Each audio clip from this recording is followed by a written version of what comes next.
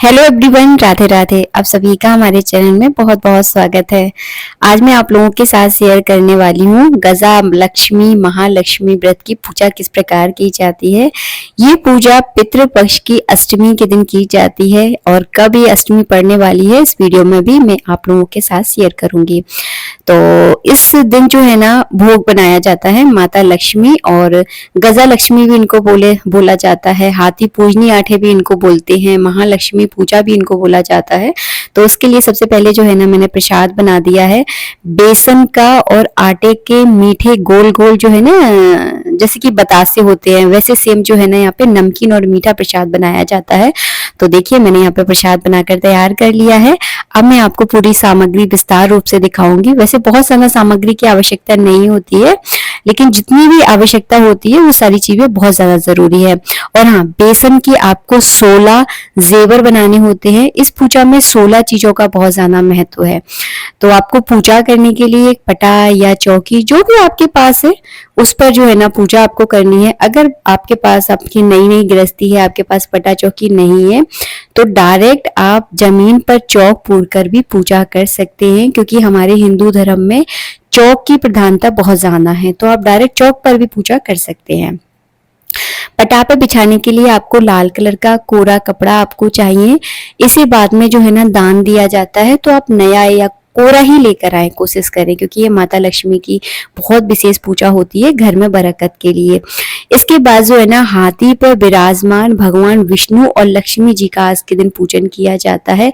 तो देखिए हमारे यहाँ पे इस तरह से जो है ना हाथी पे सवार माता लक्ष्मी मिलती है। तो अगर आपके यहाँ मिलती है तो ठीक है, अगर नहीं मिलती तो आप केवल माता लक्ष्मी की फोटो की भी आप पूजा कर सकते हैं, क्योंकि लक्ष्मी तो सेम ही है, बस सवार किस पर है इसकी प्रधानता है।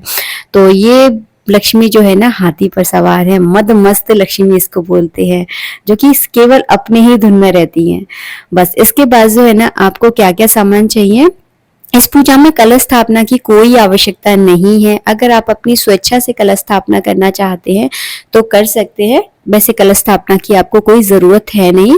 और अब चलिए मैं आपको बेसिक सी सामग्री आपको दिखा दूं इस वीडियो में। तो सबसे पहले आपको खीर बनानी है। खीर बहुत जरूरी होती है, जब भी माता लक्ष्मी की पूजा होती है तो खीर बहुत विशेष है। यहाँ पर मैंने कपूर ले लिया है हवन के लिए, चावल लिए है, हल्दी ली है, रोली ली है, कलावा लिया है, सिपाड़ी के रूप में गणेश जी की स्थापना करेंगे, इत्र लिया है, चंदन है, घी का दीपक है, फूल है, और यहाँ पे जो है ना मैंने थोड़ी सी दूबा आपको जरूर लेनी है, क्योंकि इस पूजा में दूबा का बहुत ज्यादा महत्व है। दूबा आपको जरूर लेनी है। 16 मैंने गहने बनाए हैं बेसन से, फल लेना है और घी लेना है, देसी घी। तो बस यही सारे सामान से जो है ना मैं आपको पूजा करके दिखाऊंगी। और जितनी भी मैं सामग्री आपको दिखा रही हूँ ये सारी ही सामग्री आपको पूजा में बहुत ज्यादा आवश्यक है। आप चाहे तो पान का पत्ता भी ले सकते हैं, मेरे पास इस समय उपलब्ध नहीं था पान का पत्ता, इसलिए मैंने नहीं लिए है। और हाँ, चावल अगर नहीं बता पाई हूँ तो चावल आप जरूर ले लीजिएगा। इसके बाद माता लक्ष्मी को ओढ़ाने के लिए आपको एक कोरी चुन्नी चाहिए। तो मैंने लाल, गुलाबी या हरे कलर की भी आप चुन्नी ले सकते हैं। ये तीनों ही कलर बहुत शुभ हैं। पीले कलर का भी आप यूज कर सकते हैं। इसके बाद देखिए ये है भोग, जो कि गोल गोल बनाए जाते हैं। मीठे और नमकीन जो है ना भोग बनाया जाता है बेसन और मीठे आटे से। तो मैंने बेसन और का जो है ना नमकीन भोग बनाया है, और मीठे को मैंने गुड़ में घोलकर बनाया है। तो ये मैं आपको जब मैं पूजा विधि शेयर करूंगी इसमें थोड़ा सा मैं आपको दिखा दूंगी। इसके बाद जो है ना आपको एक प्लेट लेनी है। अगर आपके पास चांदी की प्लेट है तो आप इस पूजा में जरूर यूज करें, क्योंकि चांदी जो है ना माता लक्ष्मी की पूजा में विशेषतः यूज की जाती है। इसके बाद जो है ना आपको सुहाग का सामान लेना है, जो आप बाद में आप अपने किसी भी पूजनीय मानधान को जो है ना दान कर सकते हैं। और ये है कथा की पुस्तक, जो कि इसमें सारी कथाएं आपको मिल जाएंगी। जितने भी तीज त्योहार मिलते हैं हमारे यहाँ बनाए जाते हैं, सबकी इसमें जो है ना कथा होती है। अगर आपको कथा नहीं आती है तो आप मुझे कमेंट कर दें, मैं डिस्क्रिप्शन में लिख कर दे दूंगी, क्योंकि बोलने में थोड़ी सी डिफिकल्ट है वो कथा। तो मैं डिस्क्रिप्शन में आपको लिख कर दे दूंगी, तो आप वहां से जो है ना पढ़ सकते हैं। हो सकेगा तो कम्युनिटी पर पोस्ट भी कर दूंगी। वो कथा को जो है ना आपको 16 बार पढ़ना होता है। 16 बार पढ़कर ही इस व्रत का संकल्प जो है ना पूर्ण किया जाता है, क्योंकि ये 16 दिनों का व्रत होता है। कुछ लोग तो इस व्रत को 16 दिनों तक करते हैं, कुछ लोग केवल पितृपक्ष की अष्टमी के दिन ही इनकी पूजा करते हैं।